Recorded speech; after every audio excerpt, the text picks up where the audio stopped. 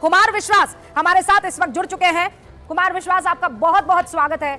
आप तो वो थे जिसने आम आदमी पार्टी को बनाया, आप वो थे जिसने आम आदमी पार्टी का दामन छोड़ा और फिर ऐसी दुश्मनी कि आपका नाम सुनते अरविंद केजरीवाल की भुएं चढ़ जाती और अगर आपके सामने अरविंद केजरीवाल कह देते तो आपके मन में वो जो तमाम विचार उनको लेकर आते वो जुबान शब्द के जरिए आ पड़ते थे। लेकिन आज जो हुआ है आम आदमी पार्टी के साथ, उसे कैसे देखते हैं और क्या कहेंगे?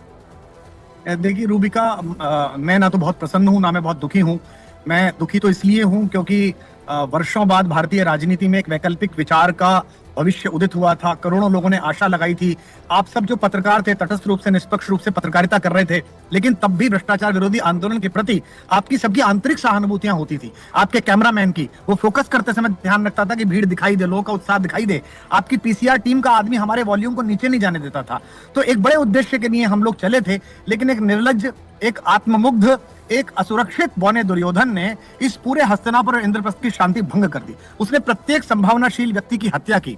मेरे निजी कैरियर का या किसी व्यक्ति के निजी कैरियर का कोई मायने नहीं रखता। भगवान राम की कृपा से मैं जहां हूं वहां बहुत प्रसन्न हूं। ईश्वर ने बड़ी कृपा की।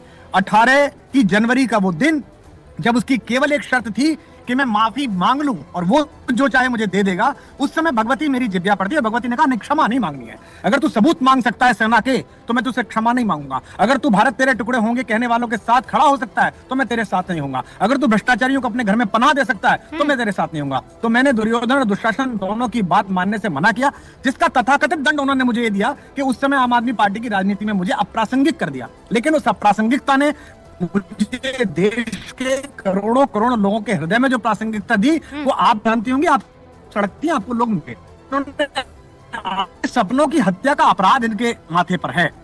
और यह केवल मैं जानती थी कि तमाम भावनाएं निकलेंगी, लेकिन कुमार विश्वास जी, अरविंद केजरीवाल अपनी सीट से हार गए, जबकि वो बार बार ये बोल रहे थे, अभी बहुत सारे ऐसे वीडियोस कि इस जन्म में तो मोदी नहीं हरा पाएंगे, अगला जन्म लेना पड़ेगा।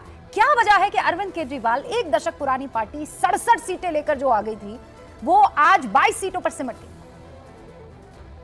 देखिए रूबिका, जब भगवान राम ने खर और दूषण को मार दिया तब भी रावण को यह पता था कि भगवान का उदय हो चुका है। और रावण ने मंदोदरी से कहा कि खर दूषण मोह सम बलवंता तिन्हें को मारे बिन भगवंता। निश्चित रूप से कोई तेजस्वी व्यक्ति आया है, लेकिन उसके बाद भी वो अहंकारी लड़ता रहा। दुर्योधन का भी यही है। स्वयं माधव समझाने के लिए गए, मैं तो केवल माधव का भक्त हूं, मैंने तो इतना ही समझाया कि ये नीचताएं मत कर, ये मूर्खताएं मत कर। माधव समझाने के लिए गए, उसके बाद भी बोला 5 गांव नहीं दूंगा, और अंत में अपनी टूटी टांग लेकर खो के किनारे उपेक्षित उसने पृथ्वी को छोड़ा। मैं वही कह रहा हूं कि इस महासमर की केवल ये पराजय इनका अंत नहीं है, अभी इनका अंत और दुखद होना है, अभी और कष्ट जीवन में आने हैं। तो जो भी बच्चे यहाँ अपना जीवन व्यर्थ कर रहे हो बेचारे, उन सबसे मेरी सलाह है कि वो अपने जीवन के मुख्य कार्य में लौटे, राजनीति करनी है कोई और करें और इस व्यक्ति और इसके कुचक्र से बाहर निकले। आज अनुराग भदौरिया यहाँ पर मौजूद है, वो मुझे कह रहे हैं कि एक सवाल प्लीज पूछ लीजिए कि आज एक मित्र को बुरे वक्त में अगर कुमार विश्वास की जरूरत है या हो और वो आपको बुलाए कि आ जाओ पार्टी संग, तो आप जाएंगे?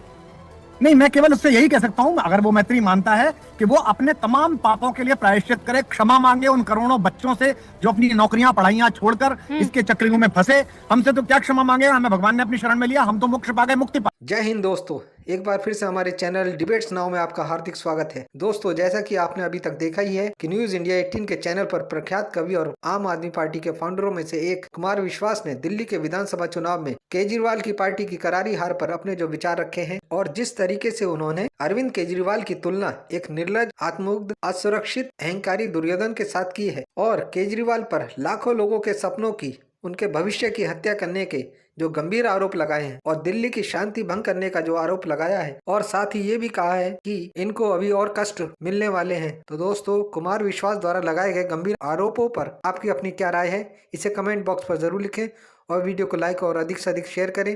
तो चलिए मिलते हैं फिर से आप एक और बेहतरीन डिबेट के साथ। जब तक रखें अपना ख्याल। धन्यवाद, नमस्कार।